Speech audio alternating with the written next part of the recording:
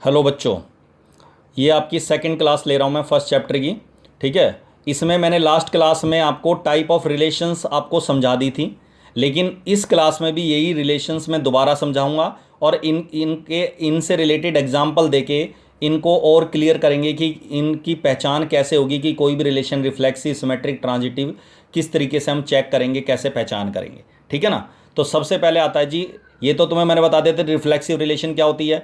वो रिलेशन जिसमें ए का जितने भी ए सेट में एलिमेंट हैं उनका रिलेशन खुद से होगा, खुद से रिलेट करेंगे। तो वो सारे के सारे, अगर वो ए बिलोंग्स टू आर है, जितने भी ए सेट के एलिमेंट, कैपिटल ए जो सेट है उसके एलिमेंट हैं, वो खुद से रिलेट करेंगे तो रिलेशन रिफ्लेक्सिव होगी। सिमेट्रिक तब होती है जब ए का संबंध बी से है, A is related to B, then B is also related to A. Transitive तब होगी जब A is related to B and B is related to another element C, then A is also related to C. ठीक है ना। तो A C belongs to R, then it is transitive. और कोई भी रिलेशन अगर रिफ्लेक्सिव भी है, सिमेट्रिक भी है, ट्रांजिटिव भी है, तो that is called equivalence relation. उसके बाद उसके बाद मैंने आपको बताया था जी एम्प्टी रिलेशन। एम्प्टी रिलेशन जिसमें रिलेशन जो है वो फाई के बराबर होगा, दैट इज एम्प्टी रिलेशन, कोई भी पेयर नहीं होगा उसमें। यूनिवर्सल रिलेशन होते हैं जिसमें रिलेशन पूरे क्रॉस प्रोडक्ट, कार्टेशियन प्रोडक्ट जो होगा ए क्रॉस है उसी के बराबर होगा, तो दैट इज यूनिवर्सल रिलेशन।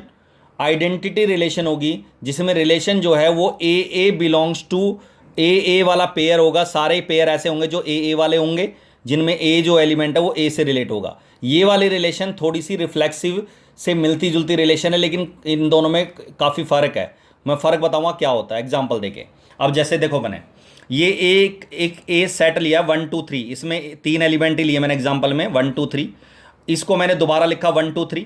अब आप सबको पता है जब मैं ए के साथ क्रॉस प्रोडक्ट करता हूं तो क्रॉस प्रोडक्ट में वो सारे पेयर आते हैं जिनमें ए के एलिमेंट का संबंध ए के एलिमेंट से ही होता है, पेयर बनाते हैं। जैसे 1 का 1 के साथ ही, 1 का 2 1 3। मैंने इसलिए दोबारा लिख दिया, ये रफली मैंने दोबारा लिखा इसको। ठीक है, रफली दोबारा लिख दिया। ए 1 1 1 2 1 3 का पेयर, 2 1 2 2 2 3 का पेयर, 3 1 3 2 3 3 का पेयर।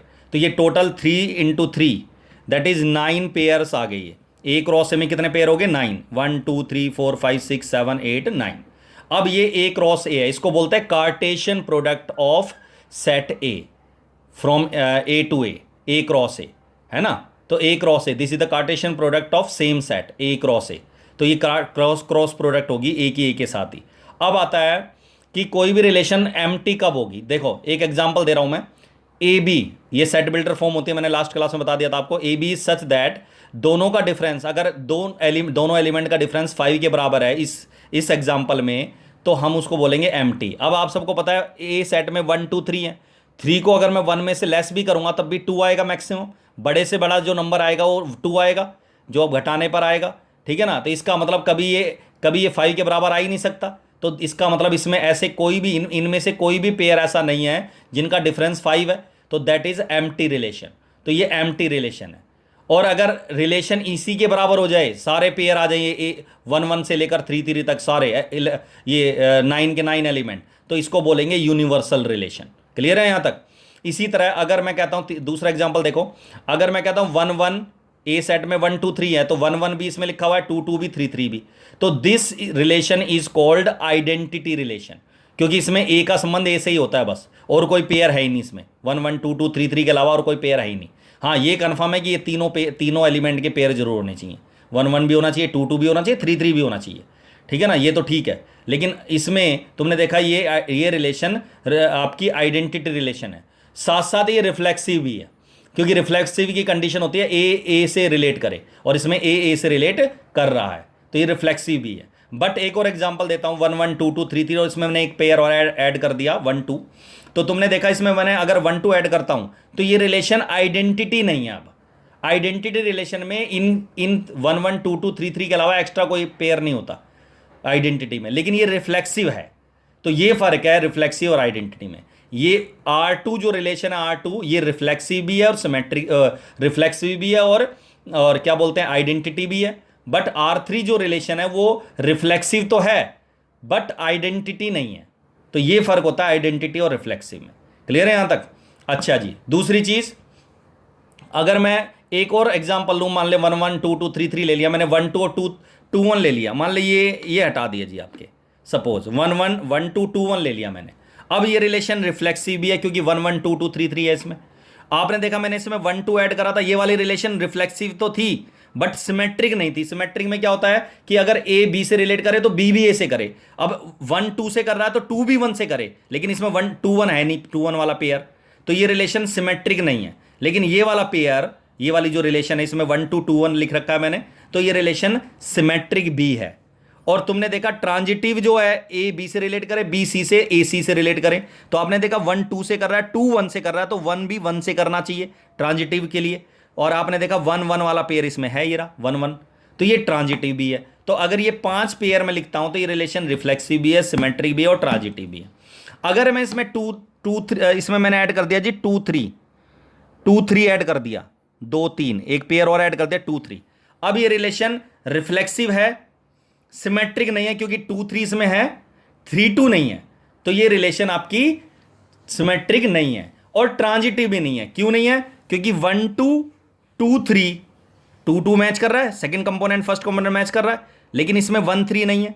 1 3 कहां लिखा हुआ? 1 3, तो ये रिलेशन ट्रांजिटिव भी नहीं है, ये रिफ्लेक्सिव है, ना सिमेट्रिक है ना ट्रांजिटिव है। लेकिन अगर इसमें मैं 3 2 भी ऐड कर दूं तो क्या फर्क पड़ रहा है? इस ये जो ए क्रॉस ए वाले पेयर हैं इन्हीं के एलिमेंट में ऐड कर रहा हूं मैं। पेयर वही ऐड कर सकते हैं जो ए क्रॉस ए से बनते हैं। अगर मैं इस एग्जांपल के थ्रू ले रहा हूं, ए सेट से रिलेटेड मैं रिलेशन लिख रहा हूं, तो अब मैंने इसमें 2 3 3 2 ऐड करा, अब ये रिलेशन रिफ्लेक्सिव है, सिमेट्रिक भी होगी। क्यों?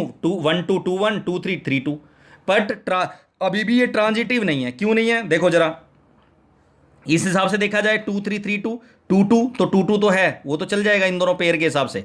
लेकिन अगर मैं इस 3 2 और मैं 2 1 लूं, मतलब इसके साथ इसको लूं, 3 का रिलेशन 2 से और 2 का रिलेशन 1 से है, तो 3 का रिलेशन 1 से होना चाहिए, 3 1 होना चाहिए इसमें, तो 3 1 इसमें नहीं है, तो ये रिलेशन ट्रांजिटिव नहीं है। तो सारे पेयर होने चाहिए। अगर ट्रांजिटिव है तो सारे पेयर आपस में, अगर ऐसे 2 पेयर हैं तो तीसरा ये वाला पेयर जरूर होना चाहिए ट्रांजिटिव के लिए।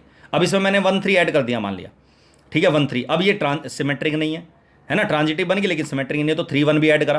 तो इस प्रोसेस में ये रिलेशन रिफ्लेक्सिव भी है, सिमेट्रिक भी है और ट्रांजिटिव भी है। एक और एग्जांपल देखो, 1 1 2 2 1 2 2 1 लिया मैंने, 3 3 नहीं लिया। अब ये रिलेशन रिफ्लेक्सिव नहीं है। क्यों नहीं है? क्योंकि 1 1 है, 2 2 है, 3 3 नहीं है, इसमें सारे होने चाहिए, तो रिफ्लेक्सिव नहीं है। लेकिन ये सिमेट्रिक है क्योंकि 1 2 2 1 सिमेट्रिक है और ट्रांजिटिव भी है। क्यों? 1 2 2 1 1 1 इसमें है, ये रहा 1 1, तो ट्रांजिटिव भी है। तो ये रिलेशन रिफ्लेक्सिव भी है, रिफ्लेक्सिव नहीं है, सिमेट्रिक है, ट्रांजिटिव है। क्लियर है यहां तक? इसी तरह अगर मुझे पता करने हो कि टोटल नंबर ऑफ रिलेशंस इस ए सेट से रिलेटेड कितने रिलेशन लिख सकते हैं, तो फॉर्मूला होता है 2 की पावर, ये एक नंबर में आ सकता है क्वेश्चन, 2 की power number of elements in A cross ए, और ए क्रॉस ए में कितने एलिमेंट है जी? 3 × 3 दैट इज 9, ठीक है, 9 2 की पावर 9 होता है 512, तो ये इसका आंसर आ जाएगा। क्लियर है यहां तक? समझ में आ गया? और एक एग्जाम्पल देखो, एक कंसेप्ट तो मैं यहां समझा रहा हूं, एक कंसेप्ट मैं आगे समझाऊंगा। 2 तरह के क्वेश्चन है इसमें। एक वो क्वेश्चन है जिसमें रोस्टर फॉर्म होगी, रिलेशन की रोस्टर फॉर्म से हम आंसर देंगे रिफ्लेक्सिव है, सिमेट्रिक है, ट्रांजिटिव है या नहीं है। और एक है जिसमें हमें सेट बिल्डर फॉर्म को बिना रोस्टर फॉर्म में बदले उसका हमें आंसर देना पड़ेगा कि वो रिफ्लेक्सिव है या नहीं है, चेक करना पड़े। क्लियर है यहां तक?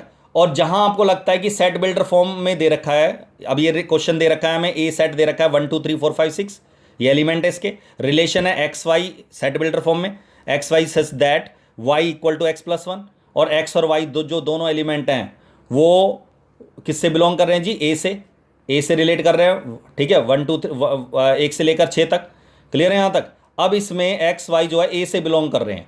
अब इस वाले क्वेश्चन में इसको रोस्टर फॉर्म में अगर हम बदल सकते हैं तो रोस्टर फॉर्म में बदल के देखो, अगर हमें लगता है 4 5 एलिमेंट आ रहे हैं तो हम रोस्टर फॉर्म में बदल देंगे और फिर उसके हिसाब से आंसर दे देंगे। लेकिन अगर मुझे लगता है कि सेट बिल्डर फॉर्म को रोस्टर फॉर्म में बदलना या तो पॉसिबल ही नहीं है या फिर बहुत सारे एलिमेंट आ रहे हैं, तो अगर बहुत सारे एलिमेंट आ रहे हैं तो उस सिचुएशन में, अगर बहुत सारे एलिमेंट आ रहे हैं तो उस सिचुएशन में हमें इसको सेट बिल्डर फॉर्म से आंसर जो देना है वो सेट बिल्डर फॉर्म में देना है, मतलब रोस्टर फॉर्म में नहीं बदलना। वो मैं अगली क्लास में बताऊंगा कैसे करेंगे। अब इस वाले क्वेश्चन में मैंने इसको सेट बिल्डर रोस्टर फॉर्म में बदल लिया। एक्स की जगह मैंने यहाँ 1 रखा यहाँ से, तो वाई की वैल्यू आएगी 1 + 1 2, एक्स की जगह 2 रखा तो 2 + 1 3, एक्स की जगह 3 रखा तो 4 3 4 4 5 5 6, लेकिन अगर मैं 6 पुट करता हूँ एक्स की जगह तो 6 + 1 7 आएगा, और 7 इसमें नहीं है। तो हमें केवल एक्स और वाई की जो दोनों वैल्यू है इसी में होनी चाहिए। अगर बाहर जा रही है एक्स की भी या वाई की वैल्यू इससे बाहर जा रही है तो वो नहीं लेना पेयर, वो पेयर नहीं लेना। क्लियर है यहाँ तक? तो ये 5 पेयर आ जाएंगे। अब क्या ये रिफ्लेक्सिव है? रिफ्लेक्सिव मैंने आपको बताया था, ए को देखा करो। ए में मैंने देखा 1 1 2 2 3 3 4 4 5 5 6 6 सारे होने चाहिए, इसमें कोई भी नहीं है। तो 1 1 2 2 3 3 etcetera does not belongs to R, so R is not reflexive. सीधा लिखना है, बस एग्जाम्पल दो और सीधा लिख दो। एक अगर आप ये लिख देते हैं 1 1 does not belongs to R, so R is not reflexive, तो भी ठीक है। मतलब एक एग्जाम्पल देना सफिशियंट है ये बताने के लिए वो रिफ्लेक्सिव नहीं है। ठीक है ना? इसी तरह सिमेट्रिक देखना है। सिमेट्रिक में 1 2 पहला पेयर ही ले लिया, वैसे तो सारे पेयर चेक करेंगे, लेकिन 1 2 2 1 नहीं है, 2 3 3 2 नहीं है, तो एक ही एग्जाम्पल दे दो। 1 2 belongs to R because 1 2 belongs to R, but 2 1 does not belongs to R, so R is not symmetric. इसी तरह अगर 1 2 रिलेशन में और 2 3 भी है, लेकिन 1 3 इसमें नहीं है कहीं भी, 1 3, तो 1 3 does not belongs to R, so R is not transitive. तो इस एग्जाम्पल को देख के हम बता सकते हैं रिफ्लेक्सिव नहीं है, सिमेट्रिक है या नहीं है, और ट्रांजिटिव है या नहीं है। तो इस तरह से रोस्टर फॉर्म से आंसर देना आसान है। एग्जाम्पल इस तरह से लिखना, एक एग्जाम्पल अगर नहीं है तो एग्जाम्पल एक ही एग्जाम्पल दो, लेकिन अगर है ये रिफ्लेक्सिव है तो फिर सारे लिखने पड़ेंगे, 1 1 2 2 3 3 4 4 5 5 6 6 सारे लिखने पड़ेंगे कि सारे पेयर इसमें हैं तो रिफ्लेक्सिव है। ठीक है ना? लेकिन इस वाला एग्जाम्पल में ना रिफ्लेक्सिव है, ना सिमेट्रिक है, ना ट्रांजिटिव है। क्लियर है बेटा? तो अगली क्लास में इसी से रिलेटेड क्वेश्चंस करवाएंगे, बस खाली ओनली क्वेश्चंस डिस्कस करेंगे अगली क्लास में। ठीक है? That's all.